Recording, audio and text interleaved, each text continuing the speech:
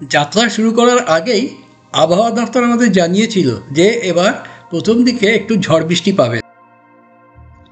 আমরা এবার যাচ্ছি নিউ ইয়র্কের অফবিট জায়গা সেরোনাক লেকে। ম্যাপে যে স্টার্ট আর এন্ড দেখছেন, ওই স্টার্ট হলো ফিলাডেলফিয়া, এন্ড হলো সেরোনাক লেক। আর ওই যে তিনটে সার্কেল করা দেখছেন, ওটা তিনটে ঝড়, ওরা একসাথে এসে আমাদের যাত্রাপথে মিলিত হবে, বুঝুন। হ্যালো বন্ধুরা, আমি পুষ্পেন্দু, আপনারা দেখছেন আমার চ্যানেল পুষ্পেন্দু ট্রাভেল। এই ভিডিওতে আমি ঝলক দেখাচ্ছি, ডিটেইল ভিডিও কয়েকদিনের মধ্যেই পোস্ট করব।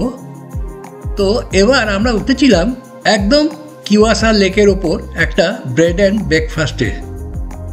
এখানে একদম রিল্যাক্সড জীবন, কেউ ক্যানোয়িং করছে, কেউ মাছ ধরছে। প্রথম দিন আমরা একটা রেস্টুরেন্টে গেছিলাম, যার সঙ্গে একটা ছোট্ট ব্রিওয়ারি লাগানো ছিল, মানে ওখানে বিয়ার তৈরি হয়। তো আমরা খাবার সাথে সাথে একটু বিয়ারও সেখান থেকে নিয়ে খেয়েছিলাম।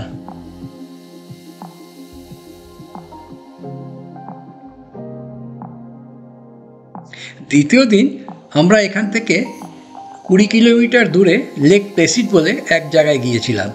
সেখানে দুইবার উইন্টার অলিম্পিক বা শীতকালীন অলিম্পিক হয়েছিল। আমাদের দেশে শীতকালীন অলিম্পিকে কেউ পার্টিসিপেট করে কিনা জানি না, আপনাদের জানা থাকলে জানাবেন তো।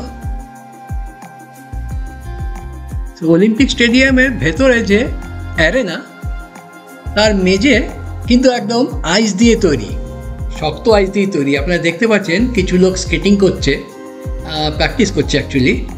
আর এই আইসে মানে নানা রকমের খেলা হয়, আইস স্কেটিংয়ের কম্পিটিশন হয়, আইস হকি হয়, তারপরে আরও নানা ধরনের আইস স্কেটিং ভিত্তিক খেলাধুলা হয়। ওই অলিম্পিক স্টেডিয়ামের সাথে একটা মিউজিয়ামও আছে।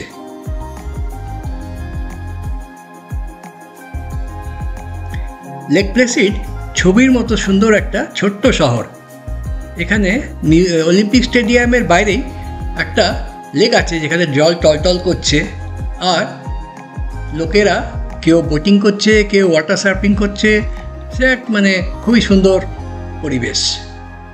তারপর আমরা পাহাড়ি রাস্তা দিয়ে ড্রাইভ করে ধরুন 20 কিলোমিটার ড্রাইভ করে গিয়েছিলাম এমন এক জায়গায় যেখানে আইস স্কেটিং হয় না, হয় হচ্ছে আইস স্কিইং।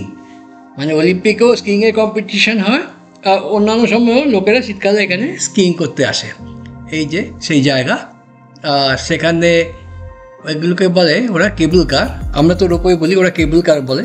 একদম বন্ধ করা সেই কেবল কারে চড়ে এরা ট্যুরিস্ট কেবল কারের ওপরে যাচ্ছে।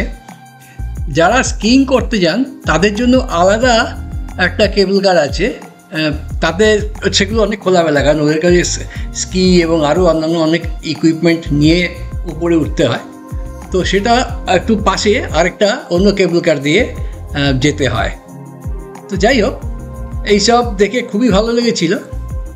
তো আপনারা সঙ্গে থাকুন, খুব তাড়াতাড়ি ডিটেইল ভিডিও পোস্ট করব।